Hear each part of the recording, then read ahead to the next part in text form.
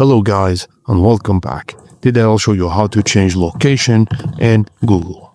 Firstly, open a Chrome tab and press Ctrl plus Shift plus L on Windows or CMD Option plus L on iMac to enter Inspection Mode or Developer Tool. Click on the three-dot icon in the top right corner of the Developer Tools panel.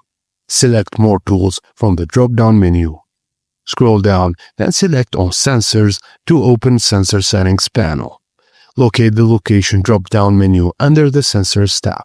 Select one of the preset locations, like Tokyo, Berlin, or London, from the list.